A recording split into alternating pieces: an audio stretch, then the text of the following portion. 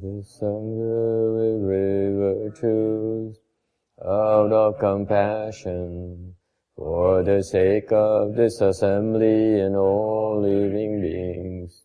Please turn the wonderful Dharma wheel to teach us how to leave suffering, attain bliss and birth and death, and quickly realize non-birth. Cung kính đại đức tận tình, vì Đức Pháp hội cấp nhất thiết chúng sanh. Tịnh thuyết diệu pháp luân, giáo đạo hạ môn. Như há liêu sanh thoát tự ly, Khổ đạc lạc, tốt chứng vô sanh.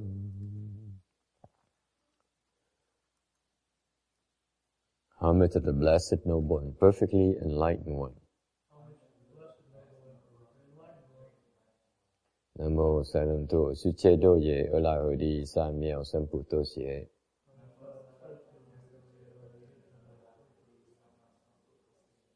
Nam mô Tát Đắc Tha Tô Già Đa Gia A La Ha Đê Tam Miệu Tam Bộ Đà Tọa.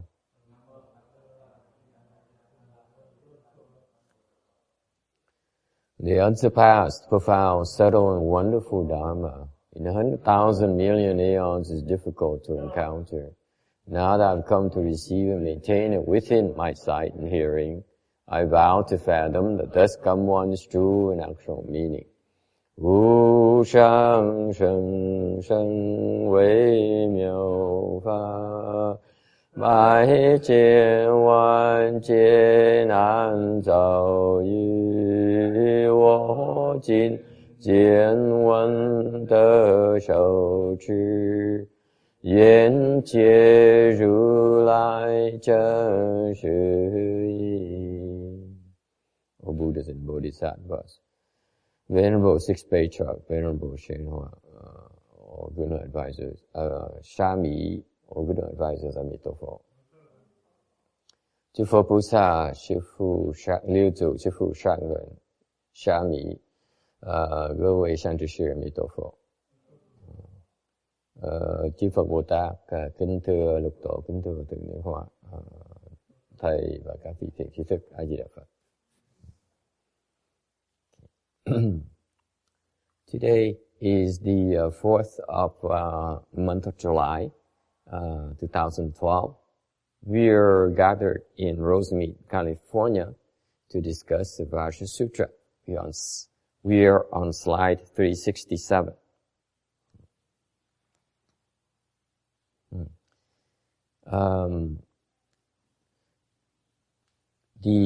You should obey and hold it by that name, Vajra Paramita Sutra. Ông nên theo tên đó mà phụng trì.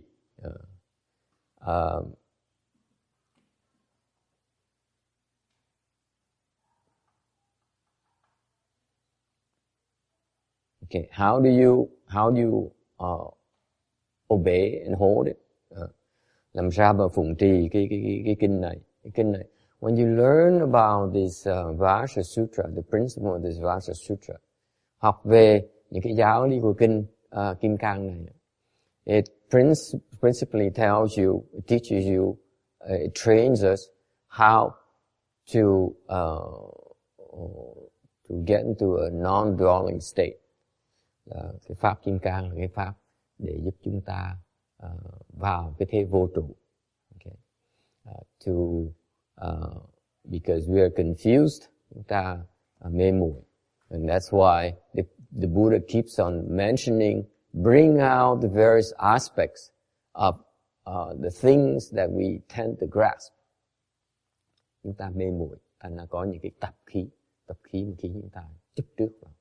Đức Phật liệt kê trong cái kinh ra những cái tập khí mà chúng ta có, thì khiến chúng ta chấp trước vào. And when he talked about non-dwelling, he's actually talking about subduing. Mà khi mà Đức Phật bàn về nói vô trụ, thiệt ra là Ngài đang dạy chúng ta là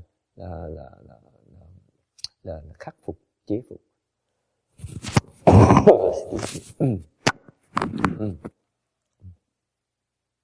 Okay. What is meant by why is non-dwelling actually subduing? Tại sao mình nói là vô trụ, tức là thiệt ra là chế phục, khắc phục. Tại sao như vậy? What do you think? Quý vị nghĩ sao? Non-dwelling is actually subduing.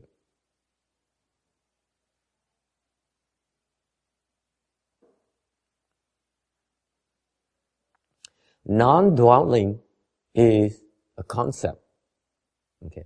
Cái vô trụ đó là một cái khái niệm, là một cái lý, một cái giáo lý. Whereas if you want to understand non-dwelling, you have to practice by subduing.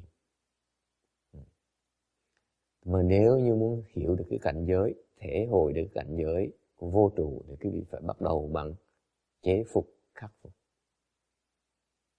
Okay? Yes.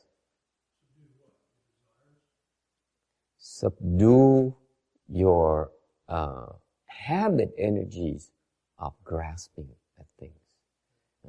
Mình chế phục cái gì? Mình chế phục cái tập khí mà chuyên môn chấp trước vào. Okay. All right. It's because that of our grasping that we tend to not be able to have non-dwelling. Okay, we dwell through our attachments.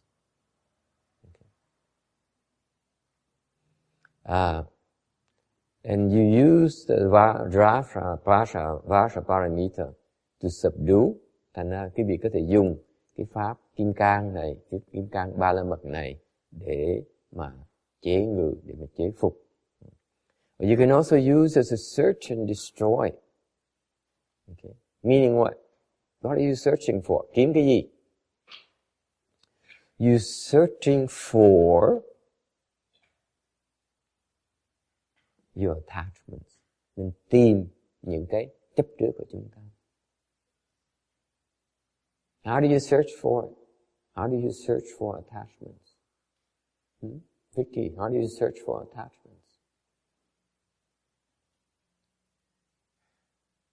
Yeah, when you bow, you can think, yes. You watch to see whatever you grasp at, that's what you attach to. When your mind grasps at something, what happens?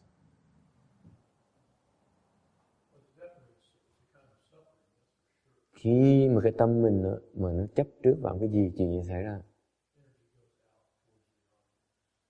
When your mind grasps at something, this is what happens.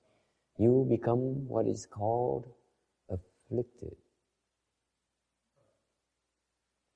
Khi cái tâm chúng ta mà chấp trước vào là tự động chúng ta trở thành phiền não. Okay. So, when you recognize that you are afflicted, khi mà thấy chúng ta bị phiền não, then you know that you are attached.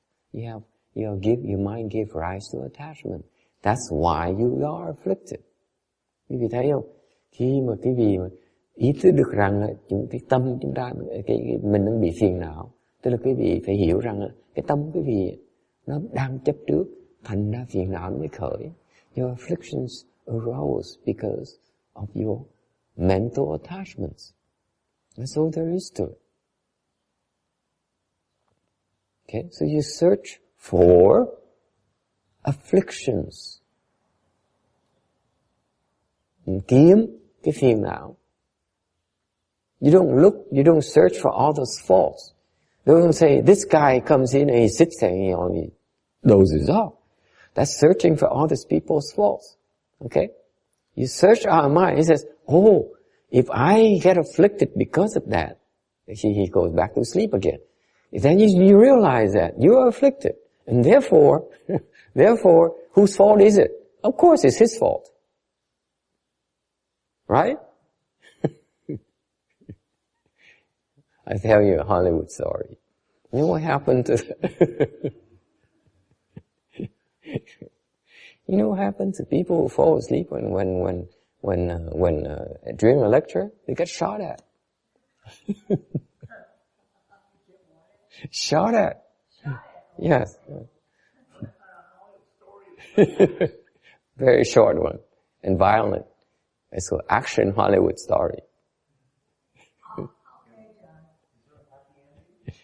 Yes, to the shooter. Okay, so you search for afflictions. Where are our afflictions? Okay? Confused people, they look for people's afflictions. Okay, others' afflictions. People who cultivate should be looking for their own afflictions. Stop blaming him, excuse me, him for falling asleep. All you have to do is next time around, don't give him anything to eat during lunch, for lunch. That's it. And take care of the problem. I'm kidding. You see? So the point here is the Vajra paramita is about becoming aware, the awareness of your afflictions, okay? And recognizing your afflictions are unwelcome and finding a way to destroy the afflictions. That's what Vajra paramita is about. It's not about concept. It's about search and destroy. Okay? Shooting at things and taking pleasure out of the act of violence.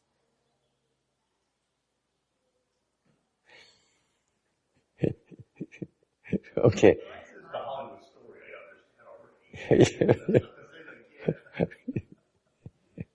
Okay. So, it's a relentless pursuit and a destructive behavior. Okay. And when you find it, okay, not only are you destroying, you actually obliterate it. The Vajra technology is a technology that will enable you to destroy anything, to smash everything to smithereens. How do you say that? Smithereens. Yeah. Whatever. Pulverize. There you go. Thank you. All right. Why do I keep on repeating subdue, destroy, and pulverizing, or obliterating? Destroy here still has a concept of you still have a mental image of destruction. Obliteration meaning it's gone. It's done. You're done with it. You destroy it and you're done. There's nothing left. There's no traces. Okay? Does it make sense to you? Yeah. Doesn't mean it's easy to do, because they keep popping up. It's not about easy. It's about knowing the parameters, knowing the specifications. If you use Vajra paramita, okay, you can subdue it. Okay, meaning it's still there. You see that? Subduing meaning it's still there. Thứ nhất á, dùng cái pháp gọi là kim cang bát nhã này, kim cang ba la mật này. Thứ nhất quý vị là chế ngự đó, chế ngự quý vị nó vẫn còn đó. Okay? As long as it's still there, the seeds are still there, they will keep on arising, and therefore you need to continue to search and destroy them. Nếu như cái chủng tử nó vẫn còn thì quý vị phải làm cái chuyện thứ nhì là mình phải tiếp tục tìm nó và hủy hoại nó. You see that? Don't think this is repetitive. It's not repetitive at all. It is actually it's a formula. This is a recipe for success. Formula of success. Okay. When you subdue, the seeds are still intact. Okay? And they will arise at different times depending on the conditions. Therefore, you should be aware of that, and you should be constantly searching and trying to destroy those seeds. Okay? And the destruction is not complete until they're completely pulverized, completely obliterated, meaning they're gone. There's no traces left in your eighth consciousness. Và cuối cùng cái bước thứ ba là cái gì phải hủy diệt nó, hủy hoại nó luôn, có nghĩa nó biến mất luôn, không còn cái gì nữa, nó không còn một cái vết tích nào trong cái tiềm thức của quý vị, cái để bát thức của quý vị, thì lúc đó mới làm việc mới xong, mới nói với ngoài là cái pháp bát nhã ba la mật. Is it clear? Paramita is because he actually obliterated. Okay? Yes. So when you do this, it does not create any bad. When you search and destroy and obliterate these, there is no bad karma created. No bad karma is created. What do you think, Joseph? Is there any bad karma in searching and destroying? No, it's the opposite. Sorry. Opposite of what? Opposite of bad. Because you're eliminating. Eliminating what? It's a destructive act. You actually pull out a gun and shoot. Well, it's cutting out a cancer destructive act.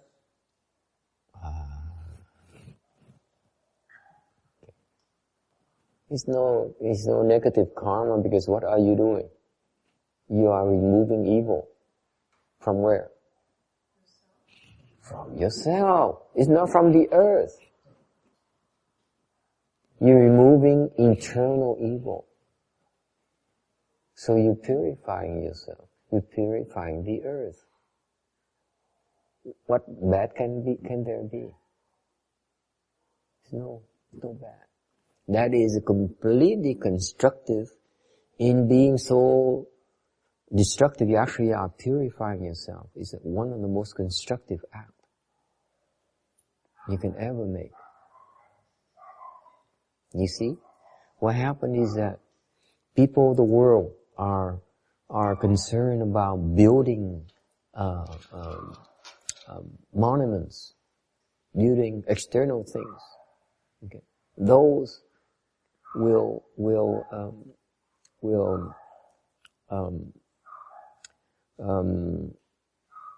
deteriorate over time.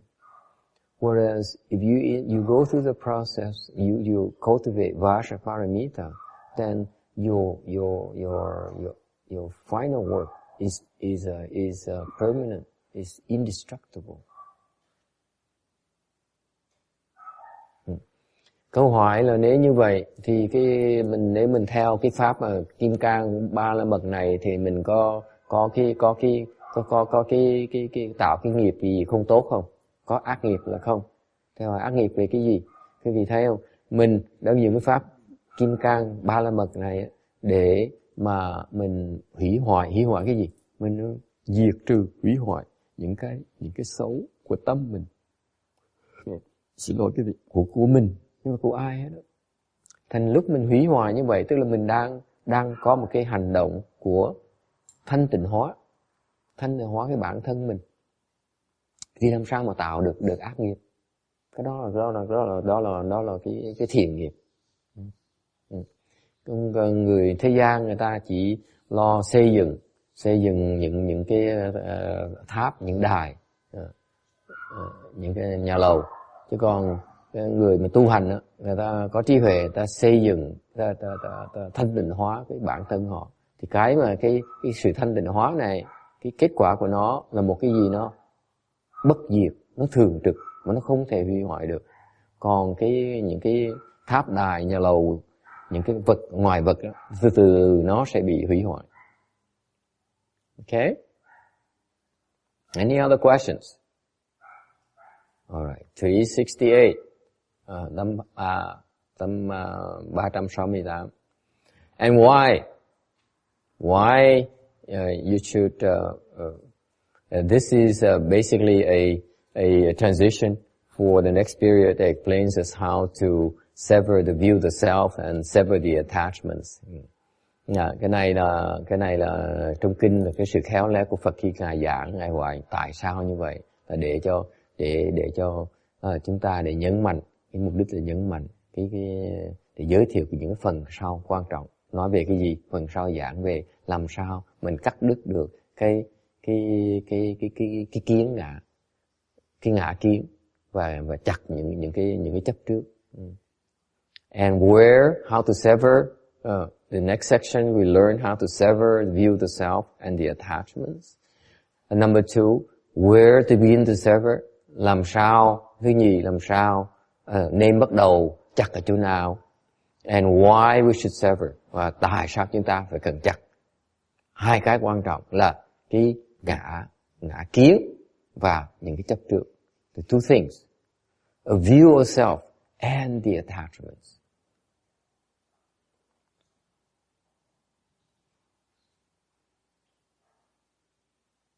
Okay, in that order, you have to first sever the self, the view of the self.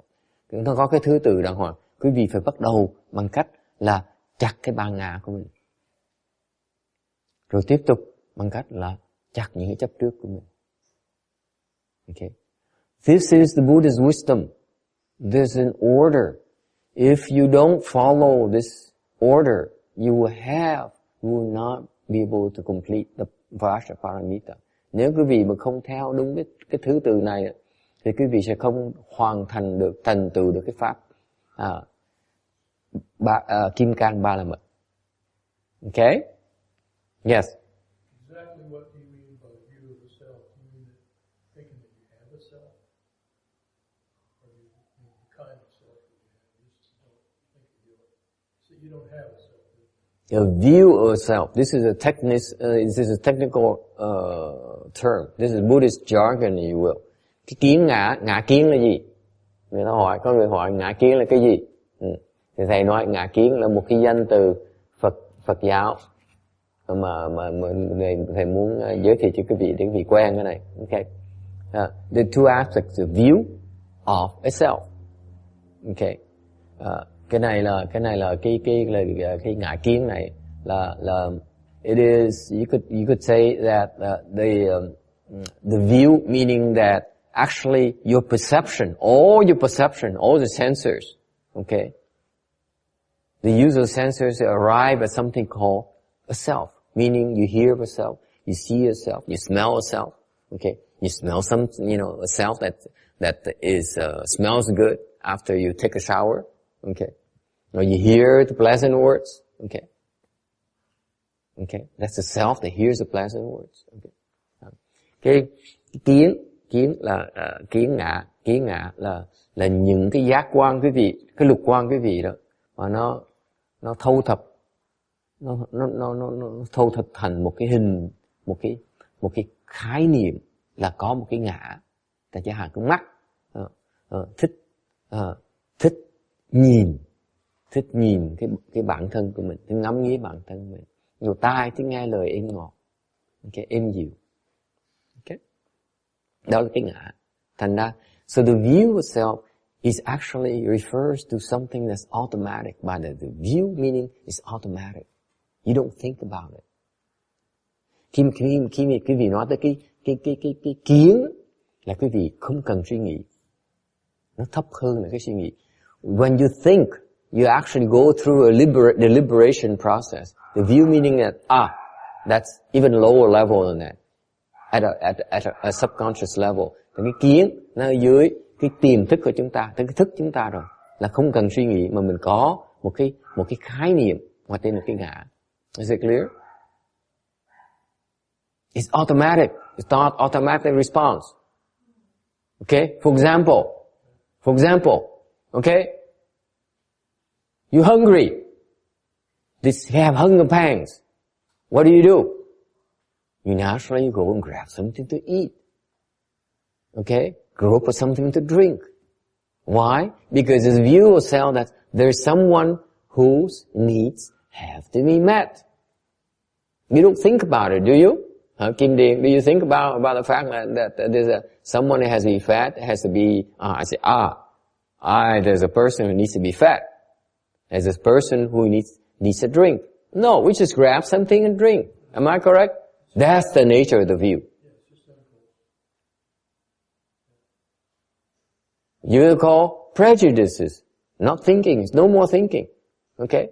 You say, for example, a yellow person is no good. He's laughing at that. Yeah.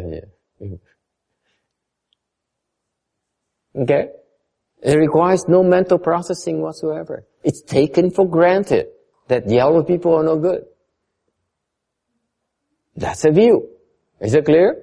That requires no deliberation. Women are smart.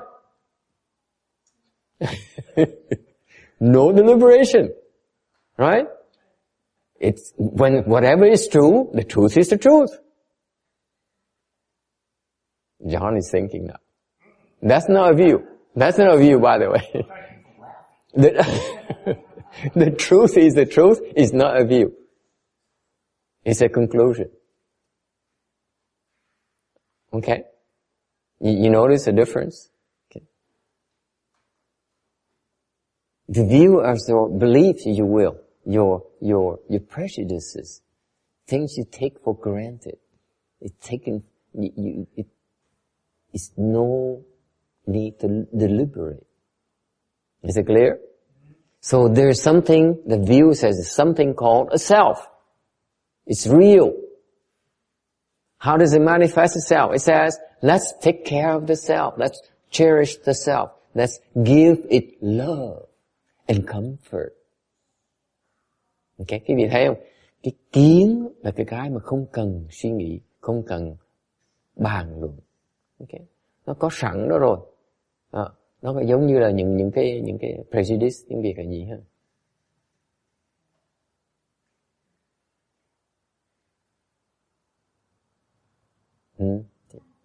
Cái thành kiến, đúng rồi. Chẩn chiên. Cái thành kiến là mình coi nó là sự thật, mình không cần suy nghĩ nữa. Okay. Chẳng hạn mình nghĩ là người Việt Nam là thông minh nhất. Cái đó là cái thành kiến. Okay. Mình nghĩ là mình hay, đó là một cái thành kiến khác. Mình không cần suy nghĩ, mình coi đó là sự thật.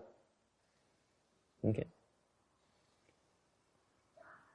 Không cần phải bàn luận, không cần suy đo nữa, không cần đo đắn gì nữa. Ok.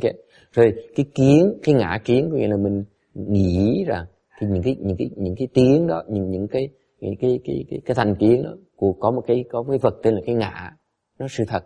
Thành ra mình thấy cái ngã, có cái ngã, thành ra khi mà mình có những cái hành động rất là thông thường, mình nghĩ có cái ngã. Bởi vậy chúng ta thích từ nuông chiều, chúng ta thích lo lắng cho cái thân này.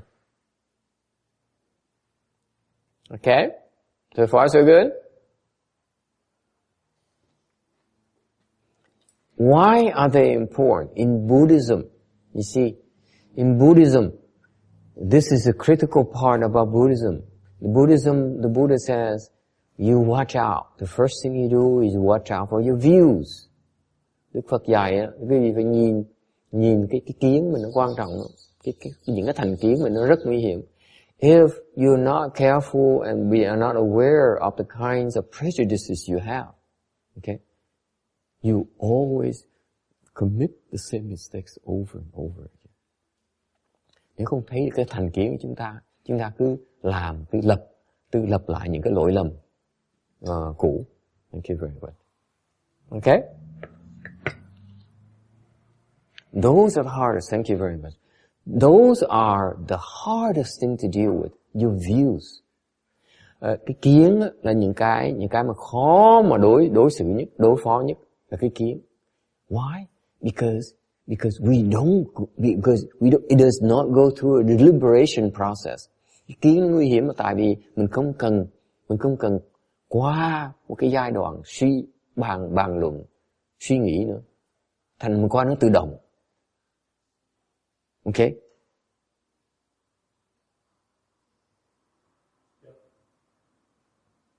Give an example of a view. For example, a mosquito bites you. What's your first reaction? Smash it. That's right. That's a view, isn't it? A view of itself. I'm hurting. How dare you? That's a view of the self right there. Ví dụ, con muỗi nó cắn mình, phản ứng đầu tiên mình là gì? Giơ cái tay ra, đánh nó một cái, đánh dẹp nó. Thì cái đó tại sao? Đó là cái kiến, còn một cái ngã cái ngã mình đang bị tổn thương, mình bảo vệ nó ngay lập tức. Đó là cái kiến, mình không cần suy nghĩ. Remember, you don't even think it. Should I go like this? No, naturally you go like this, right? That's the view of self right there. Đó là một cái ví dụ cho cái sự hiện diện của cái ngã kiến. Có cái kiến mình phải bảo vệ cho nó, mình phải lo cho nó. There's a self that we see, there's a self that we need to protect. Okay? We don't question it. That's why worldly people, they said, there's a self, therefore I need to give it love. I need to look for a wife, a girlfriend. Who needs love?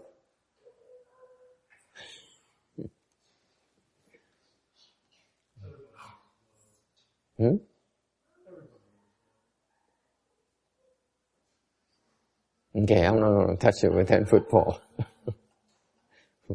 That's a trap.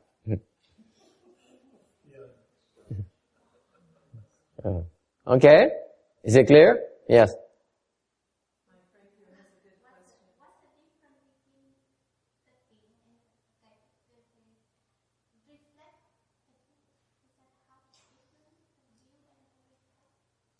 Okay. What is the difference between a view and a reflex?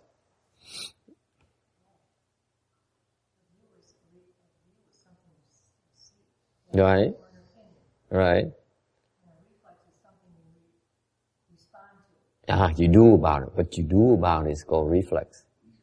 Yeah. No, it's actually an action. Reflex is a reflex action.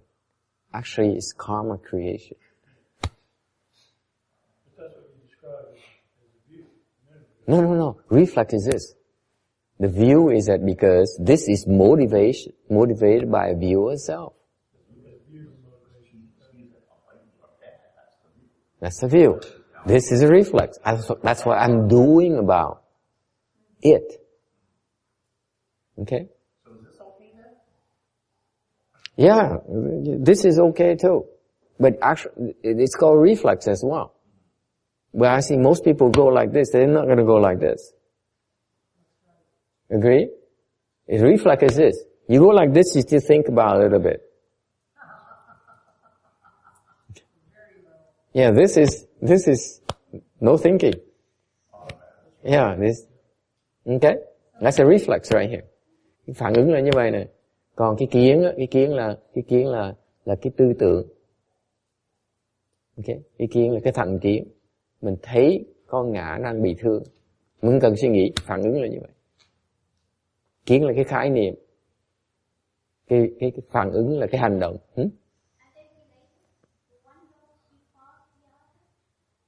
Yes, the reflex refers to your actions, whereas it's driven by those views.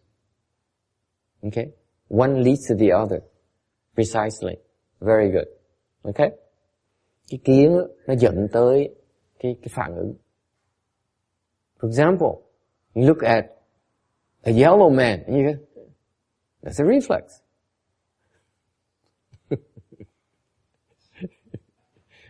Okay? Okay. Is it clear? Được không? Vẫn không đồng ý. She disagrees.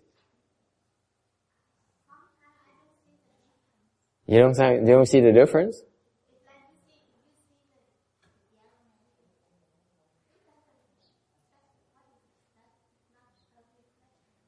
No, the reflex can have different forms. People have different reflex actions to it. Some people go like this. Some people go, oh, what a beautiful being. You know, that's a different reflex. But it's still the view of a yellow man. Like you go first. The view is no thinking. No thinking whatsoever. And that's why, you see, cultivation is about spotting those views. Spotting. Identify those views. And then, this is a good question, by the way. Because of those views, they manifest themselves as a reflex action. Different people have different reflex actions. So what we do in cultivation is we watch the reflex action. Because reflex action is actually what is it, Kim Ding? What is reflex action? What is it? It is an affliction. Isn't it? You hate it. Yeah. Okay? Say, die, mosquito. If you had to put it in words. I'm very violent today, by the way. I don't know, for some reason. And later on, maybe you get a chance to understand why.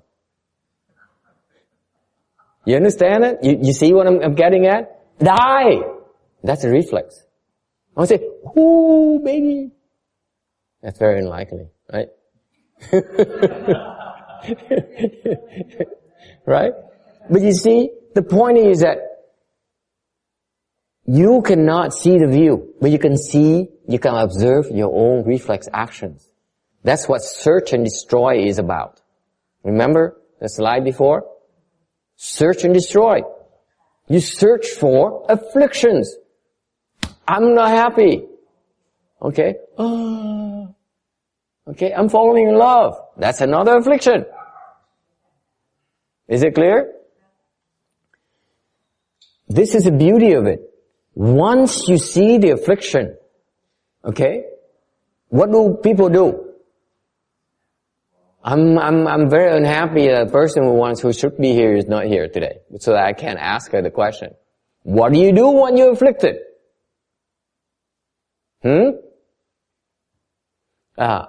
Quý vị thấy không? Cái phản ứng á, nó có nhiều cái phản ứng khác nhau. Có người cái phản ứng là khi mà bị muỗi nó cắn, mình giơ tay mình đánh nó một cái để giết nó, thì cái phản ứng rất là tự nhiên và đa số mọi người đều có phản ứng như vậy. Có người khác thì có phản ứng khác, có người đây ca nhẹ nhẹ khều khều nó để đuổi nó đi. Okay. Quý vị thấy cái phản ứng á, mình thấy được, còn cái thành kiến mà dưới nó khiến mình có cái phản ứng đó mình thấy không được. Quý vị đồng ý không? Mình chỉ thấy được cái phản ứng mình thôi, mình không thấy được cái kiến mình. You understand that? You cannot see your own views. You can only observe your reflex action. Is it clear? This is the beautiful thing about it. Okay? You're searching for visible signs. Cái kiếm á, cái kiếm á, mình kiếm cái gì mình thấy được. Okay? Observable signs. That's what we're searching for. Is it clear? Any other questions? Ai thắc mắc gì khác không? Yes.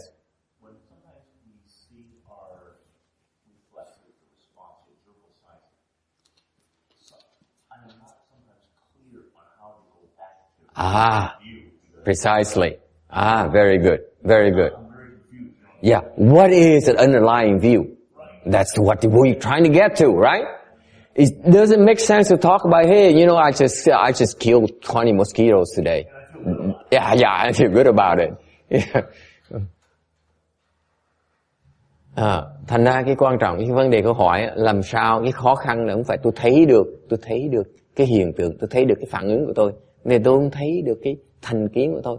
Thì thầy nói cái thành kiến mới là khó thấy, cái phản ứng dễ thấy. Thành bây giờ vấn đề là mình làm sao đi ngược từ cái phản ứng mà tới cái thành kiến, right? The key thing is how do we get to those views, right? How? Beats me. Nhưng sao thầy biết được? What do you do? See, this is something you cannot talk in theory. Cái này không thể nào nói trừu tượng được. You have to talk about a specific example. That's to go back to the mosquito. Okay? Bây giờ trở về lại cái ví dụ là con muỗi nó cắn mình giơ tay mình đánh nó một cái để giết nó. Okay? Đánh một cái nó nát bét, máu me lên cái tay mình. Okay? Nhìn thấy không? Ngày nay thầy hung hăng dễ sợ. từ con mới hiểu tại sao thầy hung hăng như vậy. Vài mấy bạn sợ dạo như vậy. Thì cái phản ứng mà mình thấy được, mình trở lại bây giờ okay, so what happens? You have mosquito, you squash it, you feel good about it, right? John feels very good about it. John, yeah, one more, and you put a notch on his sword. Okay?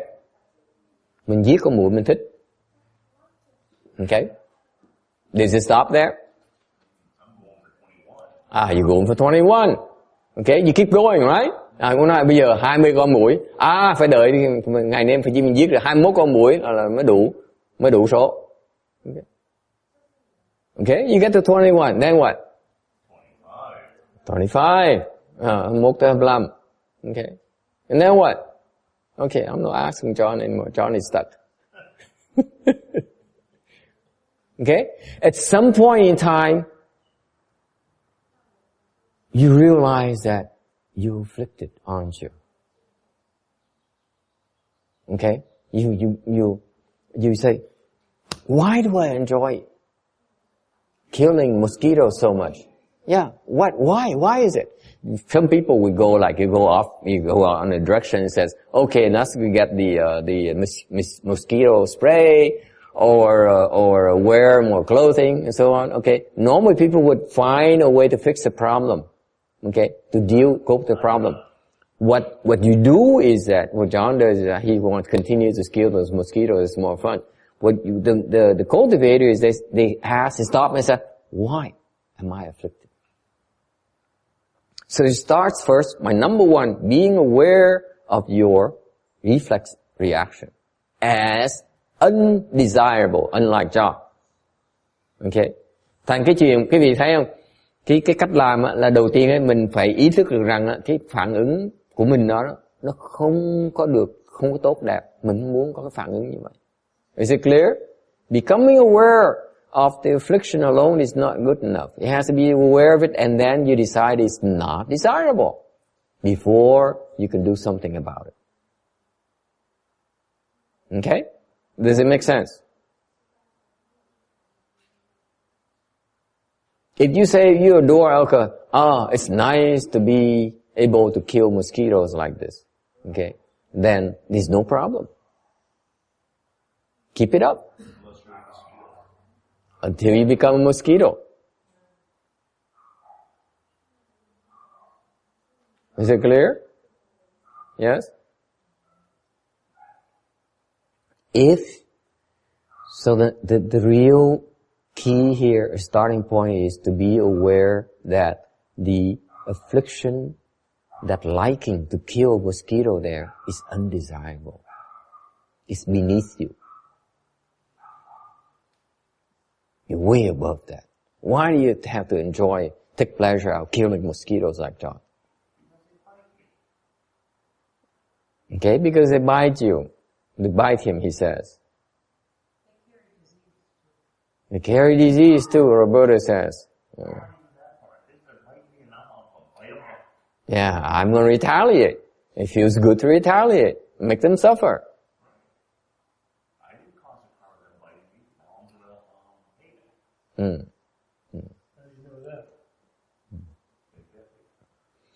The bottom line is that you can make all kinds of arguments. At some point in time, one day you realize that you are afflicted. It's not the mosquito's fault. It is your fault. Mosquitoes bite. What do you want? They're hungry.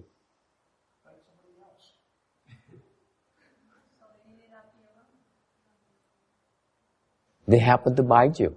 And because of that instance, you become afflicted. It's your fault. Okay? Why is that? Why is that the mosquito bites you, you become afflicted? He bites the master is now afflicted. Okay? Yes?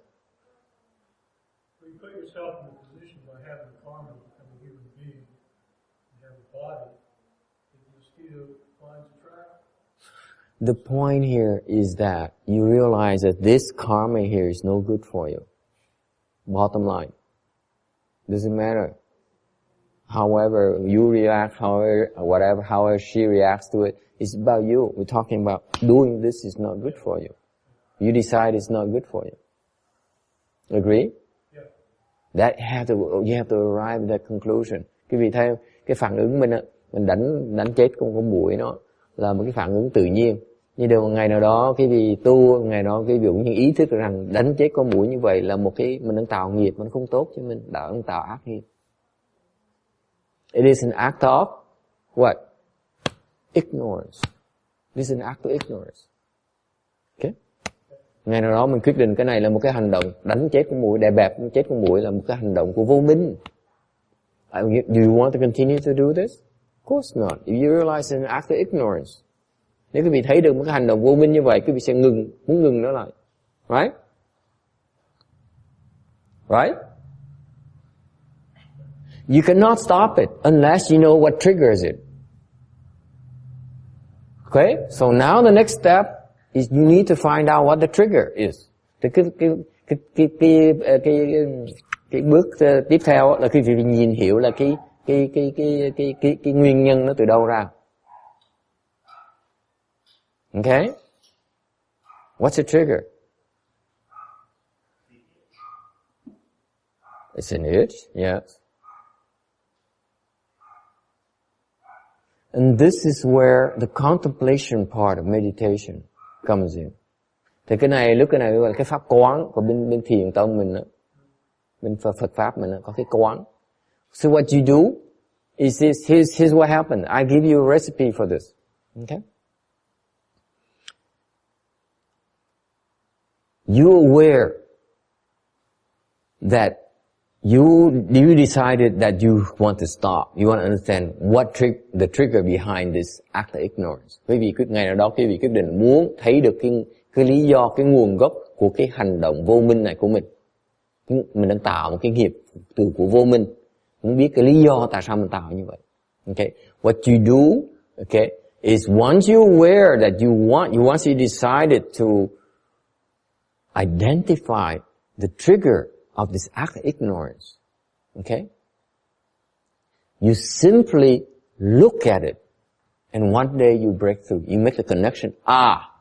Because I have this something called attachment to what?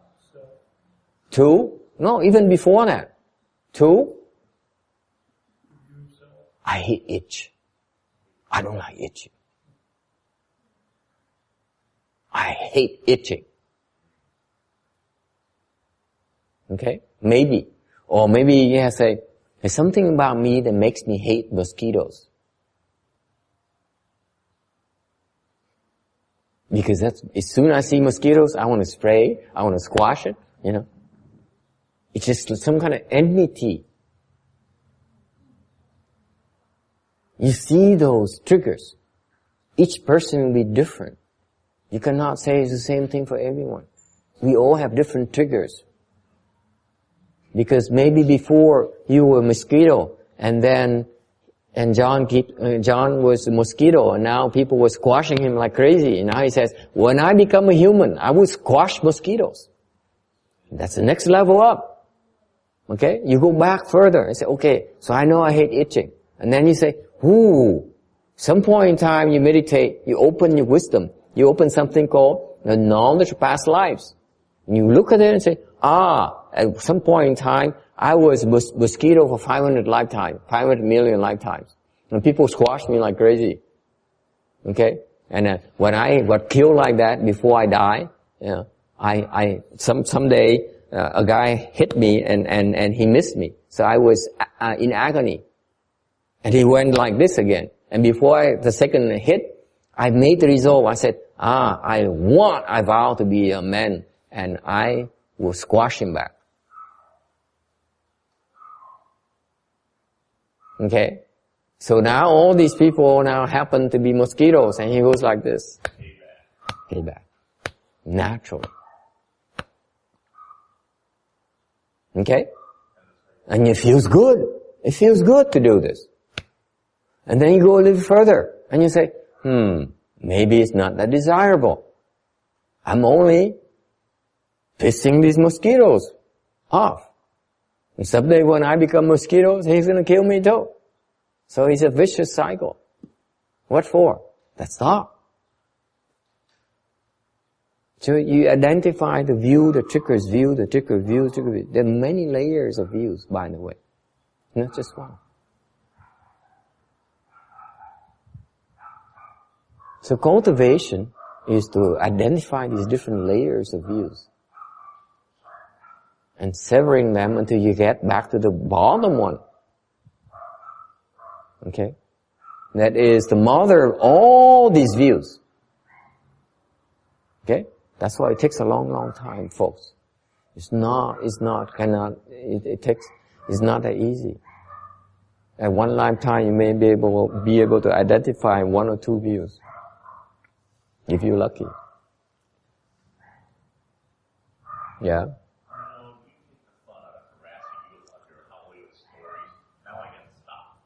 Yeah. Quý vị thấy không? Cái kiến nó hay lắm, cái thằng kiến nó hay lắm, tại vì mỗi người có cái phản ứng khác nhau, mà cái kiến, cái thành kiến nó cũng là khác nhau nhiều lắm.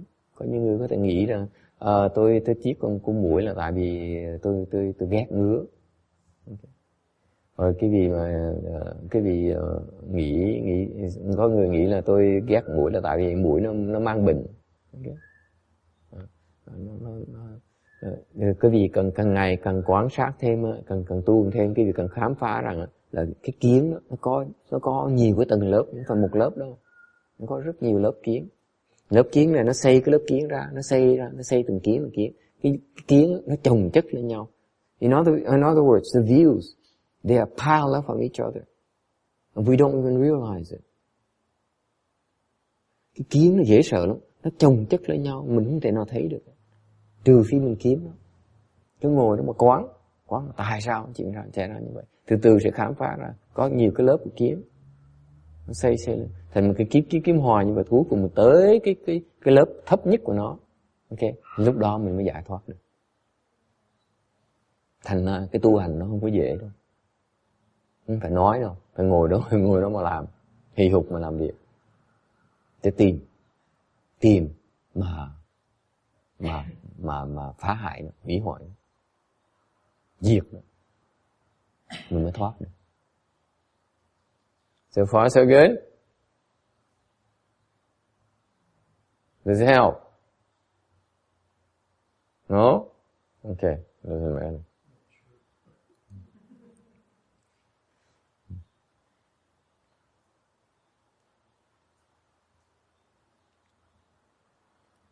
Okay. So we are on slide 369. There's nothing spoken at all as far as the Buddha is concerned. He says, Subhuti, Prajnaparamita is spoken by the Buddha, meaning that the Buddha, when he speaks of Prajnaparamita, he actually are complying with the needs of living beings.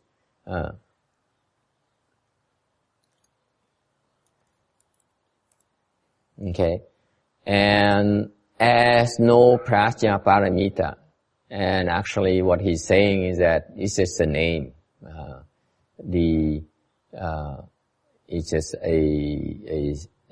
something you attach a label to, call name to it. Actually, the truth behind it is apart from spoken language and written words.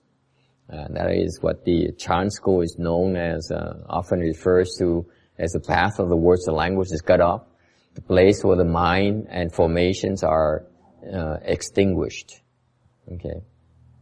And if you really understand, get to the bottom, we talked about those views. Get to the very bottom of these views. Okay. You get closer enough, then you see that Prajnaparamita is nothing there. And that's why there's no words. It doesn't require any words or language. Okay. It cannot be described by words and languages. It's impossible. There's no way to convey it to you. Okay. And therefore it's called Prajnaparamita. Khi quý vị tới thấy được rồi, như vậy rồi mới thực sự mới gọi là Bát Nhã Ba La Mật. Is it clear? See, people, they read these sutras and they say, this Vajra Sutra, and they say, because I don't want to have any attachment, therefore I just don't attach to anything. I have no attachments. Okay. Thì có những người nghe nói đọc cái kinh Kim Cang này, nói tôi hiểu cái pháp lý, giáo lý của kinh Kim Cang rồi, Thầy Đức Phật dạy là không có được chấp trước vào cái gì hết. Thành bởi vậy tôi không chấp trước gì hết á. Tôi không chấp trước gì hết. What does it sound like to you? They say I'm doing nothing. I have no attachment, therefore I'm not doing anything. Bây giờ tôi không còn cái chấp trước nữa, thành ra tôi không làm cái gì hết. Yes? What's wrong with that? Is that being attached to not doing anything? Precisely.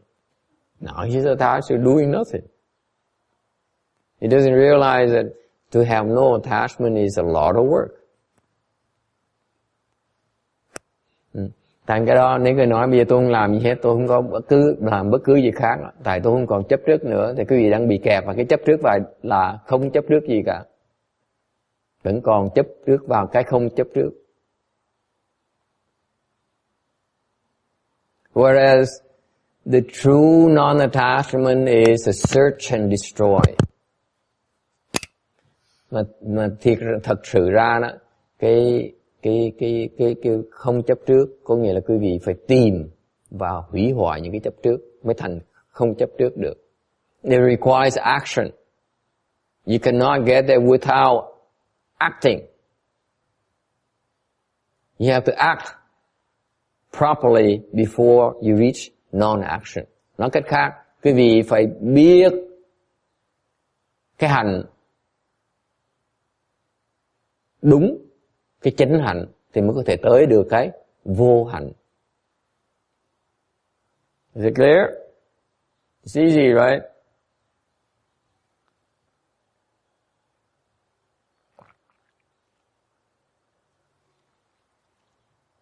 Yes.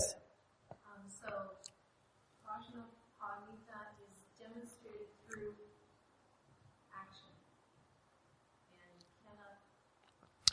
It's not demonstrated, it's revealed. You see it for yourself. Thành cái bát nhã ba la mật là nó được biểu lộ ra, hiển lộ ra bằng cái hạnh. Are you okay? Are you translating? Oh, sorry. Okay. The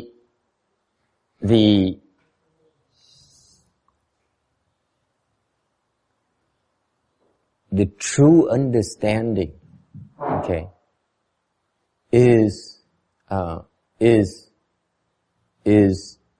only reveals by itself by your being able to let go of your reflex actions. Cái sự hiểu biết chân chính nó chỉ có thể hiện lộ ra khi quý vị gạt bỏ được những cái phản ứng.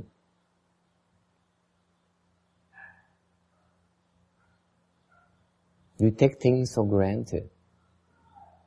And that's when we get into trouble. You especially married people. You take your spouse for granted. That's it. That's a big mistake. And people make over and over again. They don't get it. You cannot take things for granted. That's the most dangerous thing you have. For you is you take things for granted. Okay? It's a blind spot. Cái nguy hiểm nhất trong cuộc đời con người, cái sự giao tế cho con người là quý vị bắt đầu là nghĩ take things for granted. Anh sao mà giảng tiếng Việt? Cái câu Mỹ nó hay vậy sợ. Mình nghĩ là mình không biết là take things for granted. Là xong, là đi đông ngay lập tức. Mấy cái chỗ đó mà mình take things for granted mình không thấy nó được nữa, mình không chịu nhìn nó nữa, mình coi nó không cần nhìn. Đó là một cái lãnh vực mà nó cái lỗi lầm mà nó lớn nhất nó nằm ở đó, mình không chịu nhìn.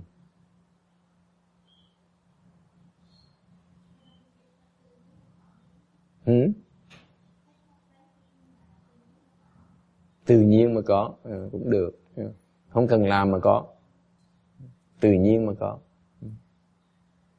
đâu có chuyện đâu. Nếu tự nhiên mà có thì cái luật nhân quả nó còn nữa, dễ sợ không? Đâu có gì mà tự nhiên mà có được.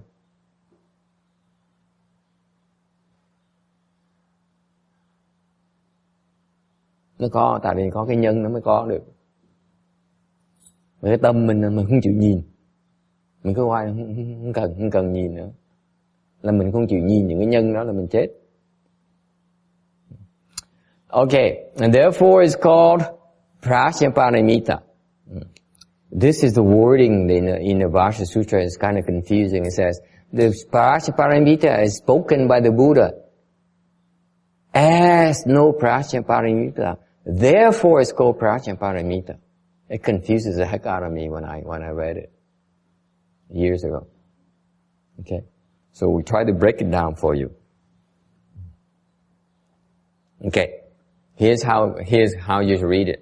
Mấy năm trước mà thầy đọc cái kinh Kim Cang thầy khó chịu lắm, tại vì đọc không hiểu gì hết. Nói là cái này tu Bồ Đề, bát nhã ba la mật mà Đức Phật nói đó là không phải bát nhã ba la mật, vì vậy mới gọi là bát nhã ba la mật. Here's how the Buddha explains Dharma to us. This is very important. I wish that people would have explained this to me earlier and I wouldn't be so scared of this sutra. The first section, there are 3 portions here, 3 bullets here on slide 369. Number 1, first bullet says, Prajnaparamita is spoken by the Buddha. Nói là Đức Phật bàn về cái điểm thứ nhất, Đức Phật bàn về cái bát nhã ba la mật. Okay. Meaning that he's describing a Dharma. Đức Phật đang dạy một cái pháp. Okay. Second bullet, it says, as no Prajnaparamita. Cái điểm thứ nhì, tiếp tục cuối câu đó, là không phải bát nhã ba la mật. Nghĩa là sao? He says, I may be describing Prajnaparamita to you, but you should not be attached to that name. Câu thứ nhì có nghĩa là ta, Đức Thế Tôn, đang dạy quý vị, đang bàn quý vị về cái bát nhã ba la mật, nhưng đều quý vị, nó không phải là bát nhã ba la mật, có nghĩa là quý vị không nên chấp vào cái danh từ của nó. Is it clear? Is it clear? That's what it means. Don't be attached to the name. That's all it means. Therefore, if you can hear it, Prajnaparamita, when you practice Prajnaparamita, you don't attach, you're not attached to the name, and you're not attached to your cultivation, then it is a middle way. Then it's called Prajnaparamita that I'm trying to convey to you. Thầy nói rõ ràng, Đức Phật nói rõ ràng, nếu như quý vị nghe ta đang giảng quý vị về bát nhã ba la mật, okay, mà quý vị tu bát nhã ba la mật, nhưng đều á không chấp vào cái bát nhã ba la mật và cũng không chấp vào cái đang tu bát nhã ba la mật, thì mới gọi là cái pháp bát nhã ba la mật mà ta đang dạy quý vị tu. Nghe rõ ràng không? There's no confusion at all, is it? Is it clear? And I don't know why no one ever explained it in this concise way. I don't understand. Cái gì biết, thầy đọc biết bao nhiêu cái chú thích rồi, mà không ai giảng như vậy nữa. Không ai giảng. Đức Thế Tôn giảng rõ ràng như thế. This is so precise instruction of the Buddha. We agree on this? Is it clear to you now? It bothers the heck out of me. He says, I'm teaching you Prajnaparamita. Thầy nhắc lại quý vị, tôi đang dạy quý vị cái pháp bát nhã ba la mật. Okay. I call it Prajnaparamita, but don't be attached to that name I call it. And especially when you practice it, don't be attached to that practice either. When you can accomplish it, then it's the Prajnaparamita that I'm trying to teach you. That's all there is to it. Cái câu này chỉ có nghĩa chừng đó thôi à. Là tôi dạy cái vị pháp bát nhã ba la mật, cái vị tu theo nó mà tu, nhưng đều không được chấp vào cái tên, cũng không được chấp vào cái pháp chứ vị đang tu. Thì như vậy khi quý vị thành tựu được, khi vị không còn chấp nữa thì mới gọi là bát nhã ba la mật. It's only after you accomplish not being attached. That's bullet number 2. Don't be attached to it in any way, in the name, in your practice, even. Then you got it, and it's called Prajnaparamita. Is it clear?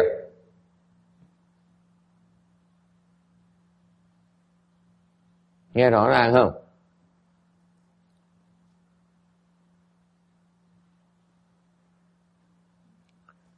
Alright. And when it's called Prajnaparamita, it's called the middle way. Cái đó là cái trung đạo. Okay. So basically, it's a Dharma with the name. We call it as Prajnaparamita. You can call it XYZ as well. Doesn't matter. Whatever the Buddha calls it. Okay. And in this Dharma here, as you practice in point number 2, bullet number 2, do not be attached to anything. You progress along the way, whether it's emptiness or existence. Okay. That's bullet number 2. Cái điểm đầu tiên hết đó là tôi dạy cái pháp bát nhã ba la mật, có thể gọi là pháp gì, có gọi là bát nhã ba la mật hay gọi cái pháp mà ABC, nó không quan trọng. Để lúc quý vị tu đó, cái điểm thứ nhì đó, để quý vị tu đó, thì bất cứ cảnh giới nào quý vị tu khi theo cái pháp này mà tu thì không được chấp vào, không được chấp vào cái không, cũng không được chấp vào cái hữu. Ok, đó là điểm thứ hai. Ok, cũng không được chấp vào người, cũng không được chấp vào pháp. Okay. You should not be attached to people or dharmas either. Okay. Because if you say there's any kind of Prajnaparamita, there's attachment. Tại vì nếu quý vị có thể còn chấp vào cái tên đó, có nói là vẫn còn cái bát nhã ba la mật thì quý vị đang còn chấp trước. If you reach the level of being done with all these attachments, then it's truly Prajnaparamita. Thì cái pháp bát nhã ba la mật nó như vậy đó. Không được chấp vào cái gì hết, mới gọi là bát nhã ba la mật. Okay?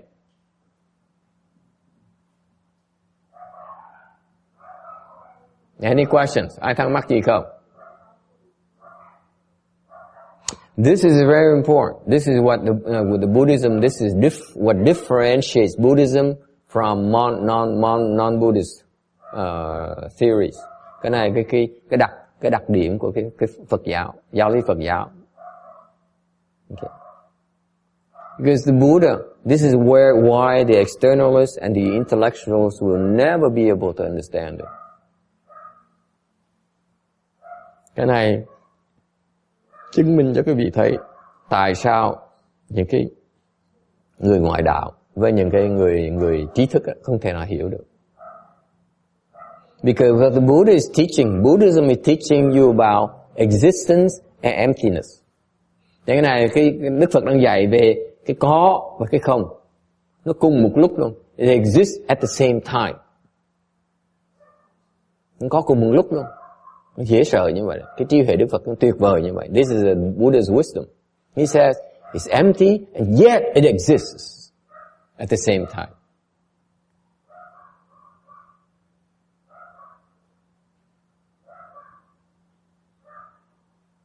And there's no way for you to understand. Không cách nào quý vị hiểu được hết.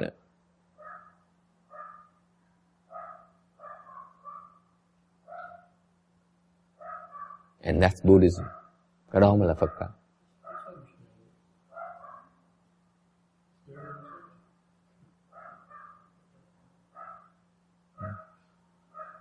Not yet. You still have got a ways yet to get there before you actually truly realize that understanding exists and yet it's empty. It's a long, long way. Conceptually, yes, I keep on stressing it to you though, so it gives you a comfort feeling that you understand it. Actually, when you truly understand it, you know what? It's going to be different from the way you feel right now about it. I assure you of that. I cannot describe it to you, but I know that you're not there yet. Okay. And when you're there, okay, then you know, and I will also know. Okay? That's as far as I can go. It's wonderful. When you're there, it's wonderful. Because then you say, it is exactly what the Buddha said. Maybe you can think of a person who makes it to the end of the middle way, get to the middle way, they say, wow, that's exactly what the Buddha says. It's beautiful. Okay? Thì ông nói, tôi hiểu được vậy, tại sao không hiểu được? Thì nói là khi vừa cái hiểu, cái Phật giáo đặt cái đặc sắc của Phật giáo, vừa có cái có và cũng có không cùng một lúc luôn. Cái đó đặc biệt của Phật giáo. Bởi vậy cái người mà trí thức người ta hiểu không được, không cách nào ta hiểu được hết. Nên sao có mà không? Nói một cách ngụy biện. Nên sao có mà sao không được? Có phải không? Có thì là không thể nào không. Không thể nào có. Tại Phật nói là có và không nó cùng một lúc luôn. Thì ông này ông nói ông hiểu được thì nói không có đâu. Ông chỉ hiểu được tại vì ông thoải mái, ông tin cái lời nói tôi ông hiểu thôi, chứ còn khi mà ông hiểu rồi cái cảnh giới nó khác bây giờ ông đừng có.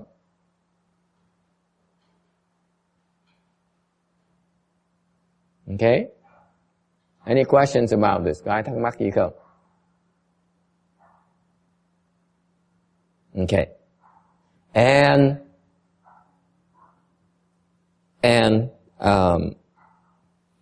so in the Buddhist terminology, allow me to add a few things for you, for your vocabulary. These are very, very, very important concepts.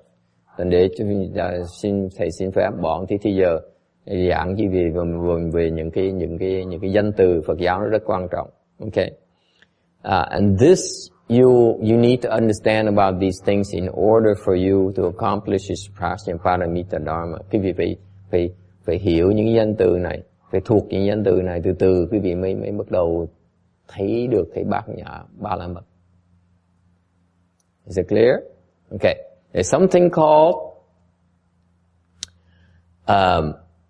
actual truth. Có cái danh từ tên là cái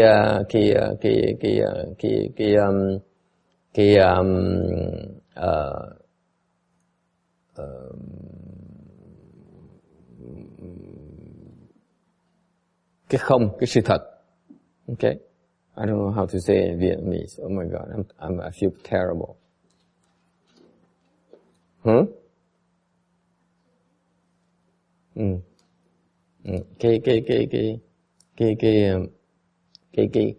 Cái sự thật này á là cái bản tính, nó là đang bàn về cái bản tính của cái nó là không, là sự thật. Nó dễ sợ như vậy. Cái này gọi là cái không tính. Cái sự thật của cái vũ trụ này là không. Okay. Bất cứ cái gì nhìn thấy cái gì đó nó đều là không hết. Sự thật chân chính là như vậy đó. Okay. The actual truth refers to the fact. I don't know how to say it in Chinese, but it doesn't matter because they're no longer translated into Chinese. Actual truth meaning that chân sự. Okay. Chân đi. I remember Chinese now. Chân đế. Actual truth là chân đế. Chân đi. Okay. Đi. The actual truth here refers to the truth, the universal truth of emptiness. When it's empty, then there's nothing whatsoever that is meant by no Prajnaparamita. Khi quý vị nói là cái chân đế đó, tức là cái nghĩa không có cái gì hết đó, nó hoàn toàn không. Thì bởi vậy mới gọi là không phải là bát nhã ba la mật trong cái câu của Đức Phật dạy. Is it clear? That's bullet number 2. The ultimate truth, okay, the actual truth is that there's nothing whatsoever. Therefore, it's described as no Prajnaparamita. You see, this phrase here encompasses the Buddhist teaching. Okay, bullet number 2 says, there's nothing whatsoever. That is actual truth. Whatever I speak of, actually, its substance is empty. There's nothing there. You search for it, you will not ever be able to find it. You try to understand it, you find out there's nothing to understand. You think you understand, but you don't. You only understand a concept. You understand that its real existence. You don't see its substance yet. You only see its concept. There's a difference. You can conceive of the concept, but you have the view of something that is entirely empty. That's different. Am I making sense?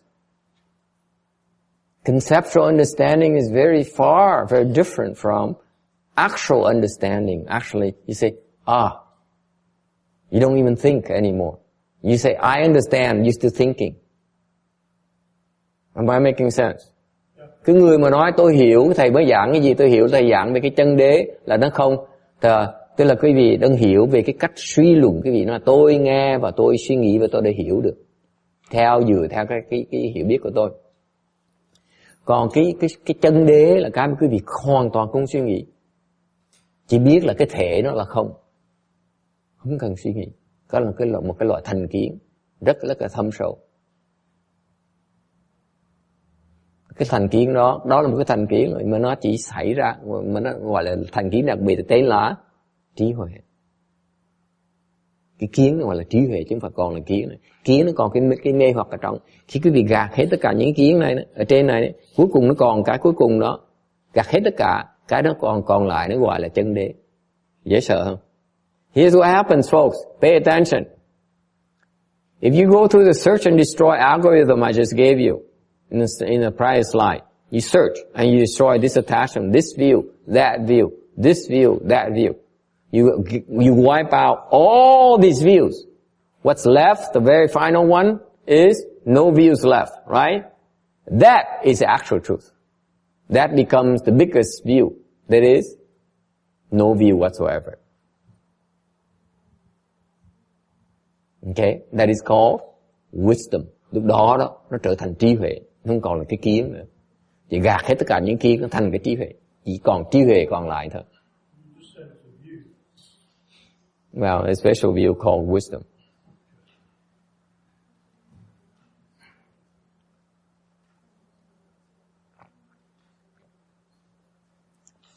Yes, Vicky. When we're in cultivation and we are, I don't know how to describe it, going through the process of searching wisdom. Yes. And you're happy. Let's be specific. You say, wow, Buddha Dharma, wonderful. Okay, I'm speaking Chinese, English, Chinglish, you will. Okay? Buddha Dharma, wonderful. I'm so happy. What is that? It's an affliction.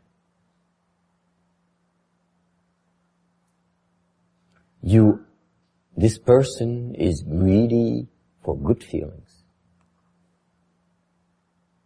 You see that?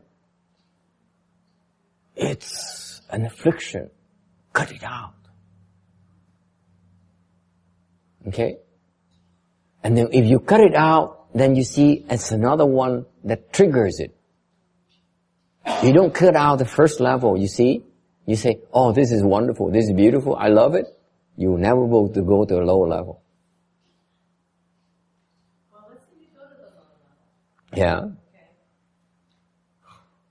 Well, even in any of these levels, when you're having this self-exploration of self, and you're learning these things about yourself, how do you trust what you see? The worse it is, the truer it is? No, you don't trust anything. You just get rid of it. You don't need to trust.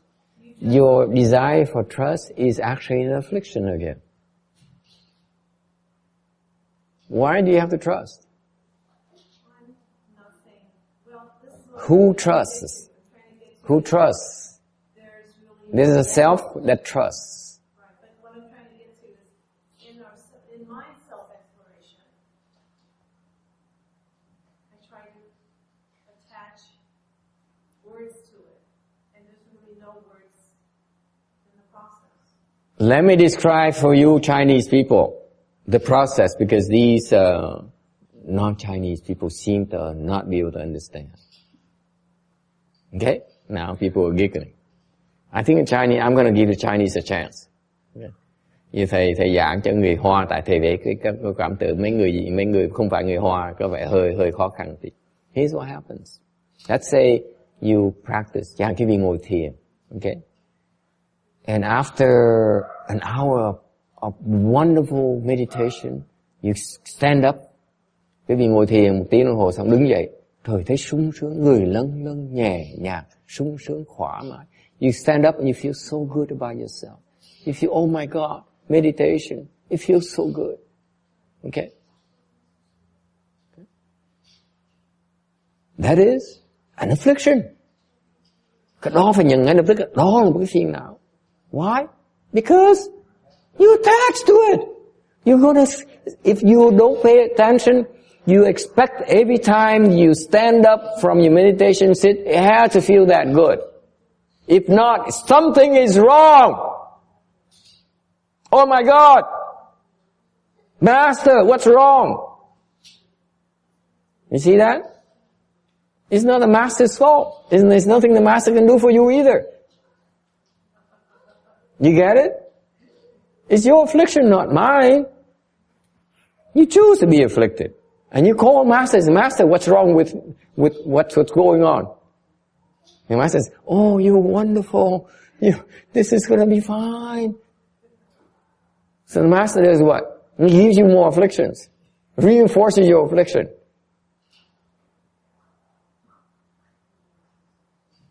Do the Chinese people see that? Are you translating? Tiếng Tùng mà.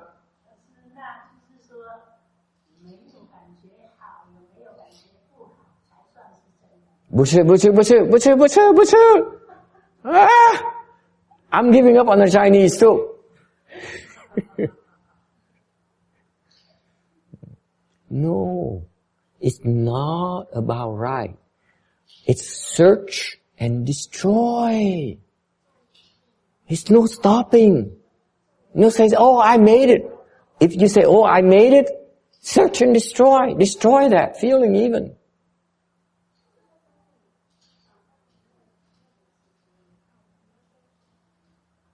Is it clear? It's a beautiful algorithm. Thấy nó hay vậy sao? Là mình thiền xong đứng dậy lần lần sung sướng, nó trời ơi sao mà sung sướng quá, thiền hay quá. Cái đó là cái phiền não, phải chặt nó ngay lập tức.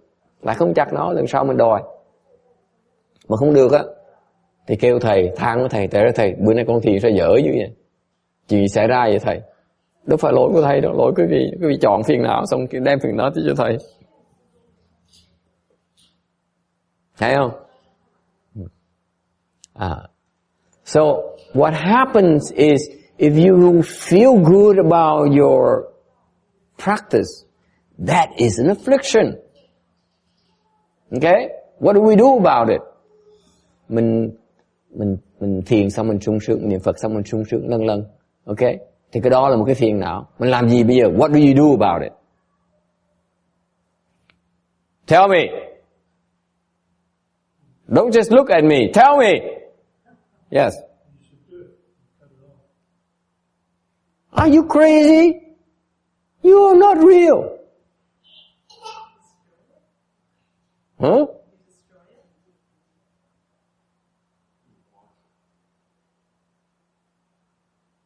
Do you want it or don't you want it? Do you want a good feeling or don't you? Think carefully. Think carefully. Well, you're attached to it. No point being attached to it because it's so transient. You're thinking. Okay? You have to be aware of whether it's desirable or undesirable. That's all you do. Do you want it? Yes, you do. Right? You do. It feels good. Come on. You're gonna say, I don't want it. Are you kidding me? What happens when you're not feeling good? You stand up and now it hurts. Oh. Yeah. You say, I don't want it. Okay? And then what? It's an affliction again. They're both afflictions. It's confusing enough? No, is it clear? Clear like clear, as clear as crystal. You see that? All you do is You decide for yourself. You have to be honest with yourself. Do I want this or don't I want it? You're aware of your view. You want it. So if you're aware of it, Then, that's the view that triggers you to say, meditate again. Okay? And it's the same view that says the next month when you meditate, you have a problem. Okay? The same view says, this is undesirable, let's drop it. Let's stop. Okay?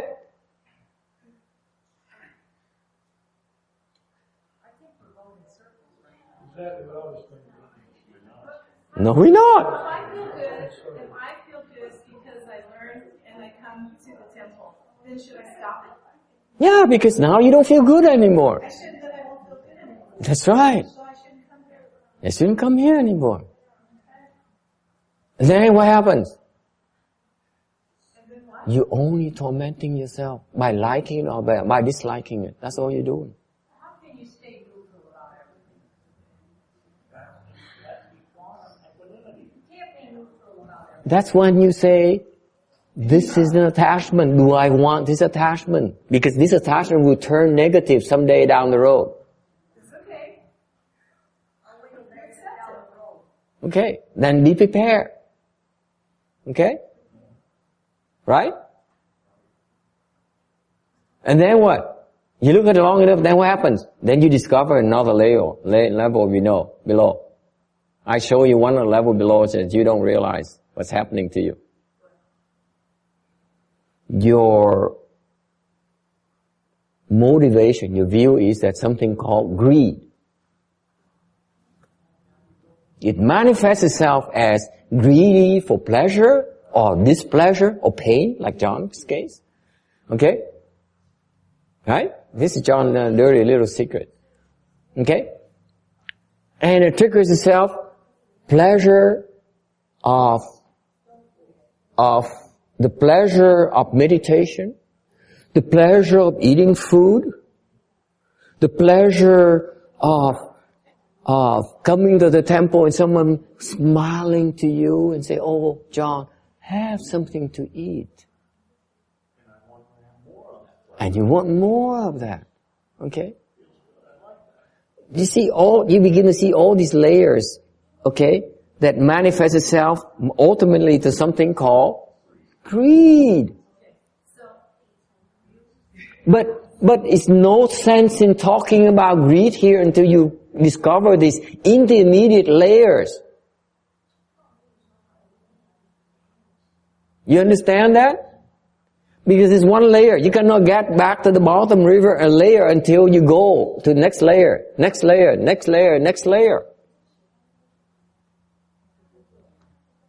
Yes, ultimately we all know it's going back to greed. But greed manifests itself in so many different forms. It varies by individuals.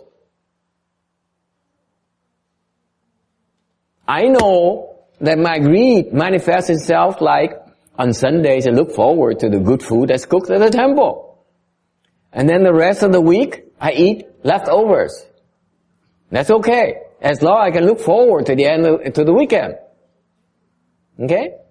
And then I look forward to not the food, actually be behind the food. I look forward to the fact that I have so many food to choose from. And these women keep on dropping one plate, and and a cup of here, and a plate of that, and say, Master, it feels good. So greed for, not only for food, but actually attention.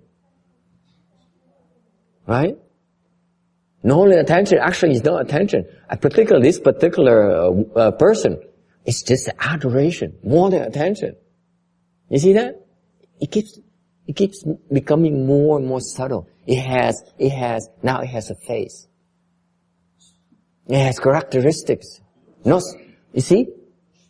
See, that's such a nature of greed. Greed is just a generic term. Actually, it has faces.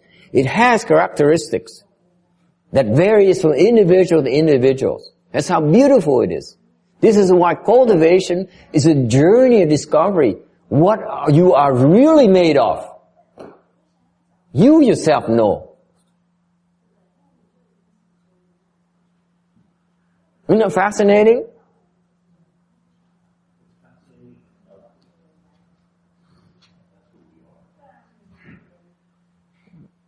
Beautiful. What do you mean ugly? I find it beautiful.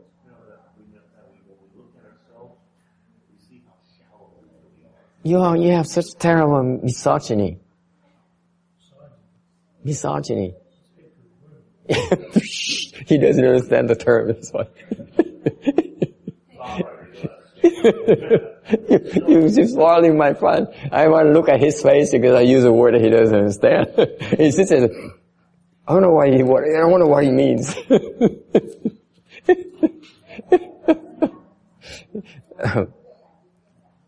Oh, it's not funny, huh, John? Especially when you're on the receiving end. Okay. Yeah, it's coming. One of these slides. I started a short one, you didn't like it. So you see, cái tu nó vui chỗ đó quý vị. Mà cái kiến nó đổi dạng, nó đổi đủ thứ dạng hết. Nó đổi, bắt đầu là thầy là thích trong tuần này ăn đồ thừa sao? Cuối tuần mình có ăn đồ ăn ngon, tại vì Phật tử tới. Yes.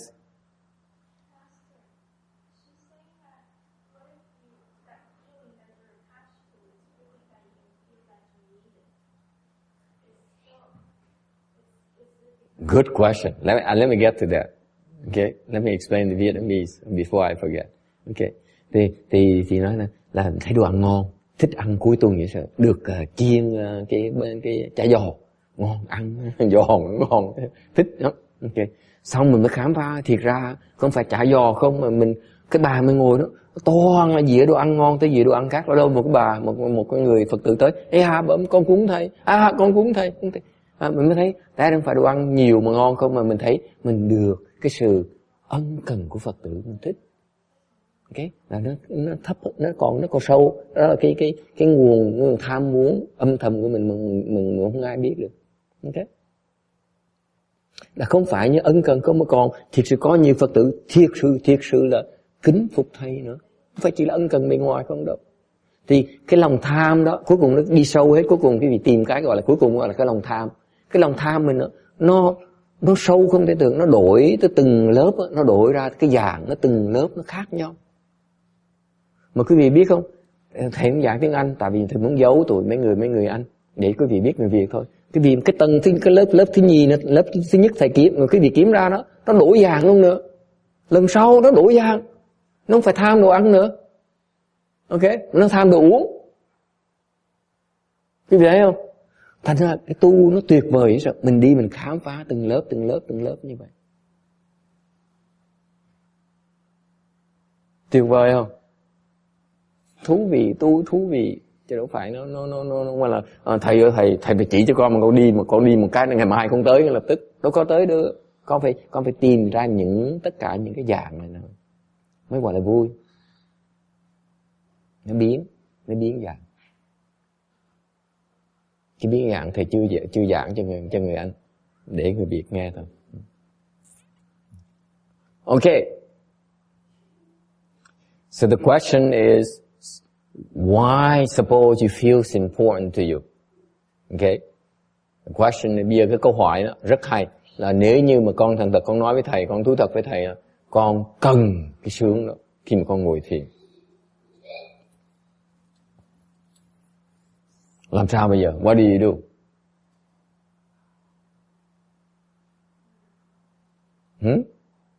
Làm sao bây giờ? I only have 20 minutes left. Let's hurry up. We spent an hour and 40 minutes talking nonsense. Okay? Only 20 minutes left. No more nonsense. Okay. So what if a person says, Master, what if I need a good feeling when I meditate? What to do? Làm sao bây giờ? It's an honest admission. Okay? You can't beat her. Mà đâu đánh bả được. Don't translate that. Đâu có đánh được, đâu có bợp tai được đâu. Sao bây giờ? Người ta thành thật như vậy sao mình sỉ nhục người ta được? If they're that honest, how can we embarrass them? It's inhuman. It's uncompassionate. What to do? John. John is thinking. Okay.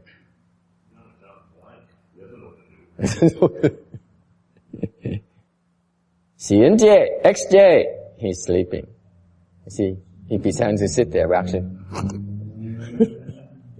Yes? What to do? Just tell that person to just think of happiness for meditation. It's ridiculous, but they have to feel happy, so you just must concentrate on happiness. Mình cần cái đó. They need it. So, and enjoy it. There's nothing wrong with needing it.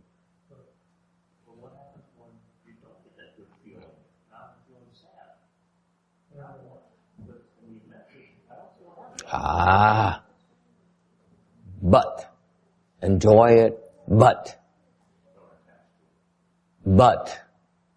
enjoy it while you can. And come see me when you no longer enjoy it, when you have problems. That's all you can do. There's no compassion whatsoever. It's none of my business. It's a Chinese problem.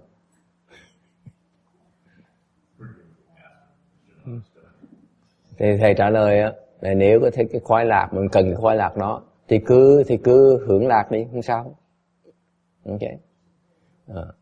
Chừng nào mà bắt đầu mà có vấn đề thì tới gặp thầy.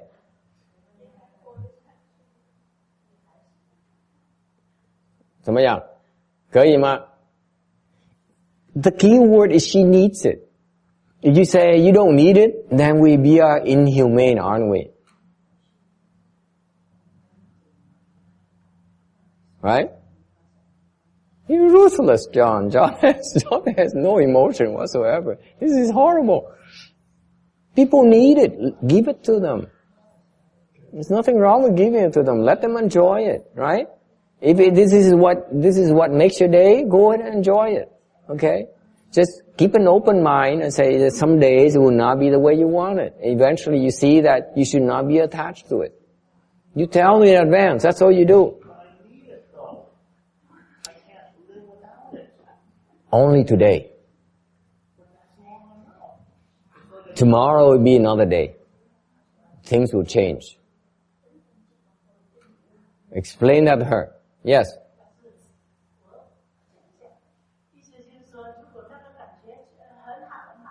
对。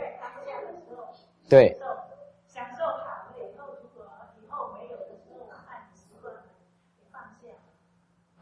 She says, she claims in Chinese. This is so Chinese. This is so Chinese.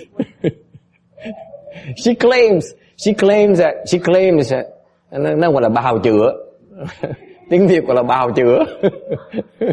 She claims that I really enjoy it and I really find it wonderful. And then some days when I don't enjoy it, I can let go. I'm not worried about it. It's called sophistry. One day you cannot say you need it and then you say I really don't need it.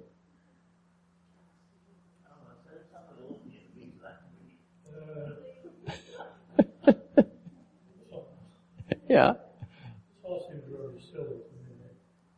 Instead of meditation, you're doing it as an intentional action. Yeah. You're not doing it because it's pleasurable. You're not doing it because it's displeasurable. You're doing it because you're doing it. You have all kinds of experiences. Yeah. Sometimes you're happy, Mm. sometimes you're depressed, Yeah. sometimes you think of all kinds of dirty things, Yeah. sometimes you think of elevated things, or deep things, or everything happens in meditation. Right. You're just doing it because you're doing it. Yeah. And then when you've done it, you've done it. You know, it has Yes, to affect it. but it's the only, that's your experience. But some people, they attach to certain things in the process.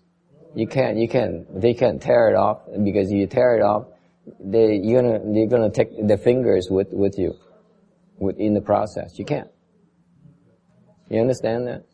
It varies from individual to individual. Some people grab onto me so hard, and they say they need it. The key word I heard is they need it. That's when you don't dare touch them. You let them be. Well, okay, sure. Right? You don't wanna hurt them. No, It's a good thing. I'm not telling you what The need is a good thing. They need a good thing. It's wonderful. But how can you provide that for them? They provide it themselves. And what happened is that this is the English technology. What happened is that, because I'm training someone to teach meditation here, because what happened is that you leave the door open. You say, come to me when you have problems. Okay? Okay? That's when they come to you and say, okay, I don't feel good anymore. Okay? I'm thinking of quitting because it's not doing what it's supposed to do. What do you do then?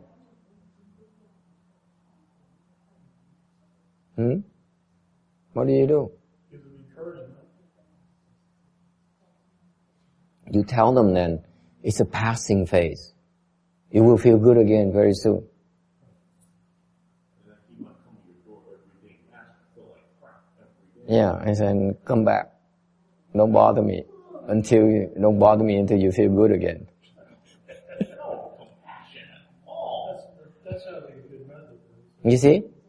You'll eventually feel good again. Don't worry about it. Yeah, because what happened is that Fight through the pain. if you go through this pain, that you can feel like it's a failure right now, you feel like you can sit for 2-3 hours and so nice, and then suddenly now it's only half hour, can barely stand half an hour, right?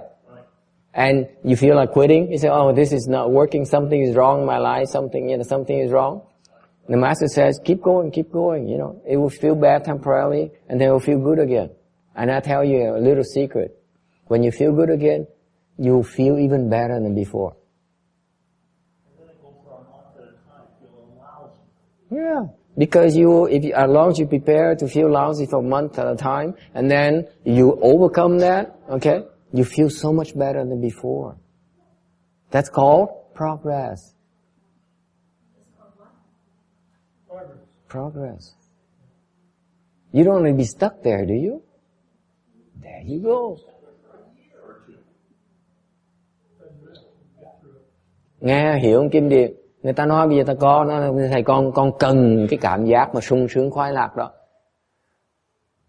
Bây giờ mình khuyên người ta sao bây giờ? Mình có nói nếu mà mình nói là vứt đi con, thì phải nhiều khi nó bấu chặt quá, mình vứt nó đi, vứt luôn mấy ngón tay nó bấu nó mình cũng không được nữa.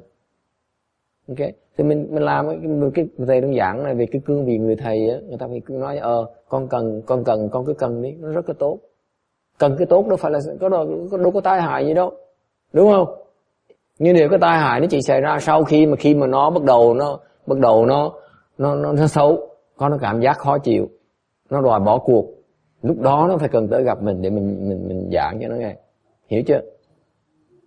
Người ta cần cái tốt, cứ cho cần cái tốt, đâu có hại gì đâu. Khi mà bắt đầu nó xấu rồi, bắt đầu khó chịu rồi, mà đòi bỏ cuộc rồi, tới gặp thầy sẽ nói, thì cái khó chịu con chỉ khó thời gian đi. Tại sao? Con chỉ có một thời gian này, sau khi con mà vượt qua cái khó chịu này á, con sẽ gặp cái sung sướng lại, và sung sướng lần này nó còn sướng hơn lần trước nữa. Đó gọi là tiến bộ. Phải chữa bệnh người ta chứ đâu bắt người ta kẹt được. You understand that? If you do that, then you're actually helping them along. You're not misleading them. You're helping them progress. Does it make sense?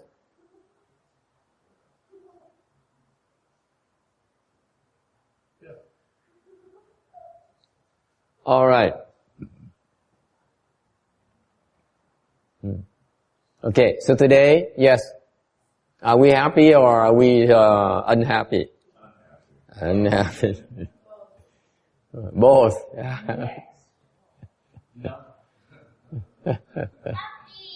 Happy, see? See, children want to be happy. It's just, I'm talking about, this particular example is excellent because children, how can you tell them you should bear with unhappiness? They can't. You have to give them candies. Yeah, but they're children. That's why we control them.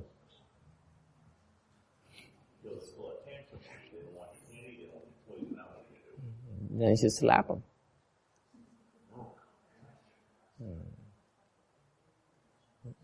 And that's being compassionate. By being uncompassionate.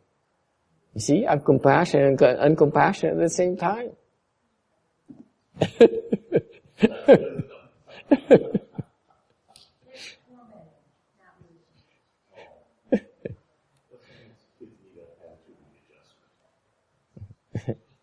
Okay. Now the Chinese are engaged in a discussion.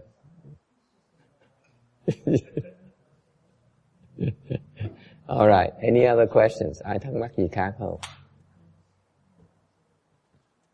Okay. 370.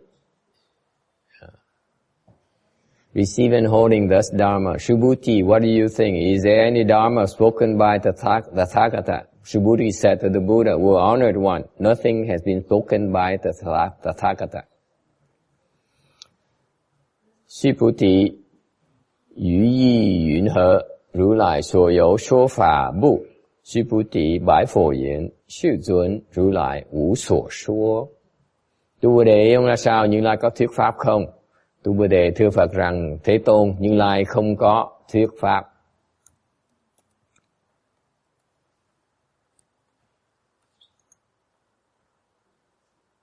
Okay, so this section here, okay, is a section that says the Buddha actually speaks nothing at all when he gives a sermon. Phần này phần mà nói là Đức Phật khi mà thuyết pháp thì ra không có thuyết pháp gì hết đâu. Says, is there any Dharma spoken by the Tathagata?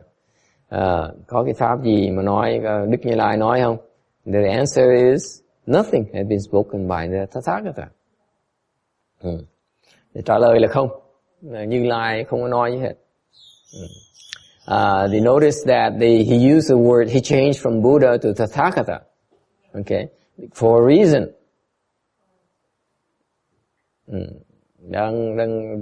Đang dùng chữ Như Lai mà không dùng chữ Phật nữa, tại có cái lý do. Như Lai có nghĩa, có nhiều cái nghĩa khác nhau. Tathagata has several meanings. It says he comes according to the truth. Đến theo sự thật mà đến. Okay. It also has meaning of manifests from true suchness. Cái nghĩa thứ nhì là do chân như mà hiện thân ra, hiện thân từ cái chân như ra. Okay. It also means thus gone one, như khứ, meaning nghĩa là như đã đi rồi. It also means thus is said. Nói là có nghĩa là như sự. Okay. And the ultimate truth, meaning that the universal truth is that the speaker, and there's a speaker and there's something that's spoken. That's about the speaker and about what is spoken. Bàn về cái pháp mà tuyệt đối là có một cái người nói pháp, mà có pháp đã được nói. There's nothing spoken because Tathagata refers to the nature of virtue, which is intrinsically empty and still. How can there be any mark of speaking? I mean, meaning the subject, the speaker, is empty. Như Lai là nói về cái tính đức là vốn là không và tĩnh, thì làm sao có cái tướng của cái nói tức là cái sở. So good. These are the technical jargon you need to know. Eventually, when you cultivate, you see what it means. Mấy cái này là không thể nào không nói được, phải bàn ra để cái vị trồng cái nhân để sau này khi tu sẽ hiểu. Tại sao ý nghĩa như vậy? Okay. Why it has to be spoken like this? This is the precision in the Buddhist teaching. Cái này là cái sự chính xác của cái lời dạy của Phật. Lời dạy Phật chính xác không thể được. Every single word that's used, the way that he names things is so beautiful. It is so profound. That's why the best way to get there is to memorize it. Keep on hearing about it. Okay? Thành cái Phật cái giáo lý Phật giáo nó tuyệt vời, nó thâm sâu không thể tưởng được. Là lúc mà Đức Phật giảng pháp, từng chữ nó có ý nghĩa, không thể nào bỏ một bất cứ chữ nào hết. Thành ra khi vị nghe những cái danh từ này đặc biệt để mà từ từ sau này nghe đủ rồi, sau này sẽ hiểu tại sao, ý nghĩa tại sao Đức Phật chọn những cái lời như vậy. Okay? So the subject, the concept here is a subject. Okay? Cái sở. Okay? If you speak, if you learn about Buddhism, there's a concept of the subject. Thì học Phật giáo thì có cái sở, học về cái sở, cái quan niệm về cái sở. Okay? And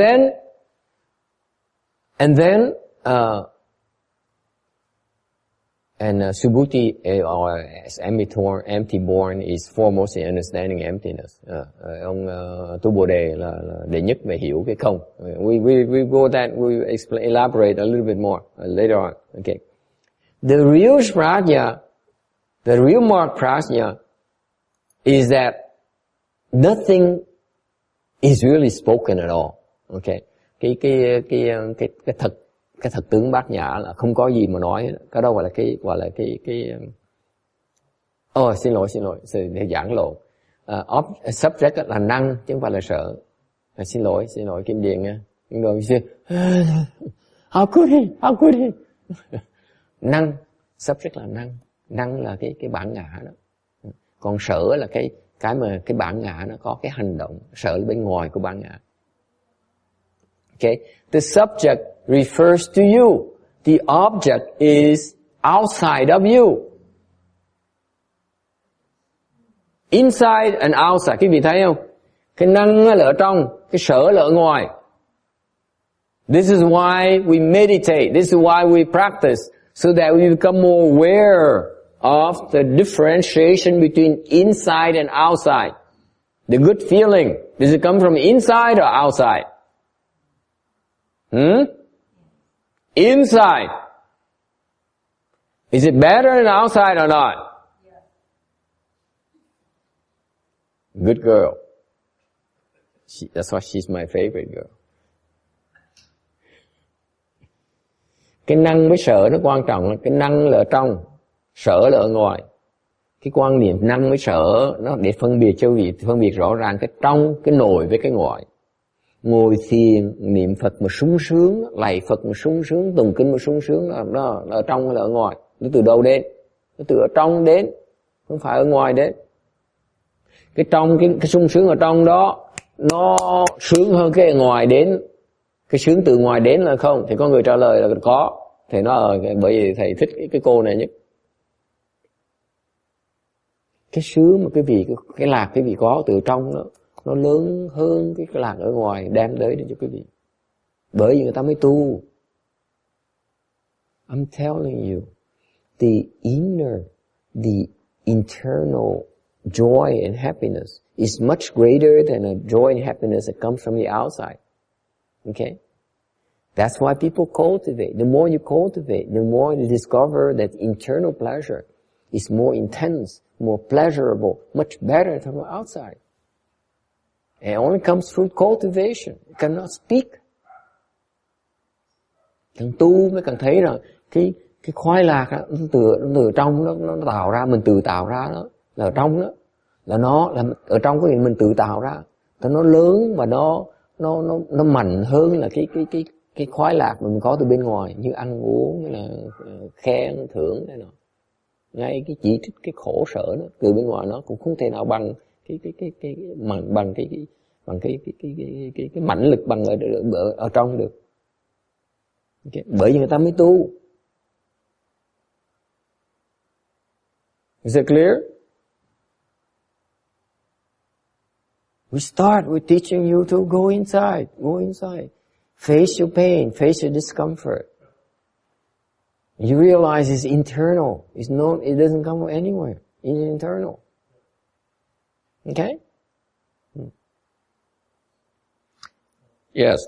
External things trigger. Yeah, they are conditions. Okay? You're reacting to it. It's really all happening inside. Right. Okay. So, when the Buddha speaks Dharma, when the Buddha, this particular true mark prajna the Buddha speaks about, okay, does not depend on language. Cái thực tướng giáo lý mà Đức Phật dạy ở đây đó, thực tướng Bát Nhã này nó không có cần không có cái tướng gì hết đó, thì đâu có cần cái ngôn ngữ. It cannot be expressed in language, không cách nào mà dùng ngôn ngữ mà diễn tả được. And that's why he says, what I've been explaining for 49 years, okay, is basically real mark prajna if you understand it. Okay. When you understand and you realize that I really have spoken nothing at all. And he's not talking from both sides, from both sides of his mouth. He says, you truly understand, okay, that you look at all my teaching the last 49 years, I've spoken nothing. Đức Phật khi mà nhập Niết Bàn, trước khi nhập Niết Bàn, Ngài mới nói là ta 49 năm rồi đó, cái gì mà tu với tha với Như Lai đó, mà hiểu được cái thâm nhập được cái pháp Như Lai sẽ thấy rằng Như Lai không có giảng cái pháp gì hết. Nếu thực sự hiểu được cái pháp của ta. Is it clear? The worldly people say, oh, the Buddha is speaking nonsense. He spoke like 49 years, he spoke nothing. No, he means that you truly understand what I spoke of the last 49 years. You truly understand, get to the basic substance what I taught. I want to teach you. Not the words. The substance I teach you is nothing. Not a single word. Is it clear? Quý vị nghe không? Đức Phật dạy mà trước khi mình nhập Niết Bàn, Ngài nói là ta 49 năm rồi không có giảng một cái chữ nào hết á. Quý vị nghĩ là sao? Nghĩ Phật nói nó xạo, nó không có đâu. Phật nói là nếu quý vị nghe Như Lai giảng pháp, tu theo cái pháp Như Lai giảng, thì nếu mà thực sự hiểu, lúc mà quý vị hiểu được, quý vị sẽ thấy rằng là tất cả cái lời Như Lai giảng đó, thực thể của nó là nó không có gì hết á. Nếu mà theo đó mà tu đó, sẽ thấy nó không có gì hết đó. Mới thực sự hiểu được cái pháp Như Lai. You see, this is, to me, this is why people don't explain it. Because the people who read Buddhism, they say, oh, I understand Buddhism. You know what? They don't understand it yet. Nói cách khác, những người mà nói tôi hiểu cái Phật Pháp, cái giáo lý Phật Pháp, người mà nói như vậy là cái người không hiểu gì hết. They are caught, they're stuck in the words. Những người mà nói tôi hiểu cái Phật giáo, hiểu cái giáo lý Phật giáo, những người đó đang bị kẹt về cái chữ của Phật giáo. They don't understand the substance of Buddhism yet. Họ chỉ hiểu được cái thể của cái giáo lý. Họ chỉ hiểu được cái tướng thôi. They only understand the marks, but they don't get the substance behind those marks. Họ chỉ hiểu được cái tướng của cái giáo lý, có nghĩa là họ hiểu được cái chữ năng, chữ sở. Họ chỉ hiểu được cái thực thể của những cái chữ đó là cái gì. Is it clear? Any questions? Ai thắc mắc gì không?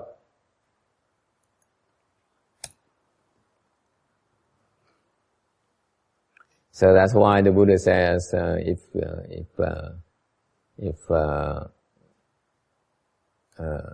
people claim they understand I spoke Dharma, these people don't know what they're talking about.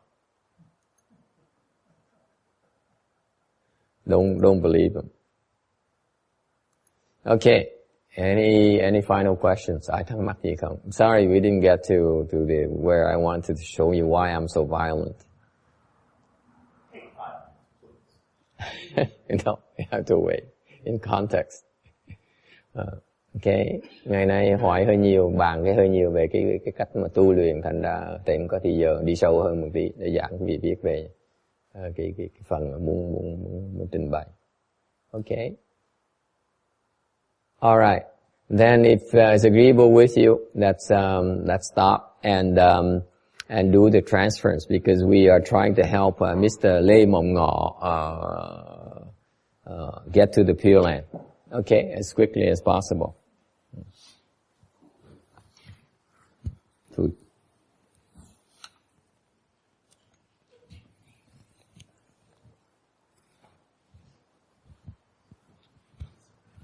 Page 38, please. Mời quý vị mở ra trang 38.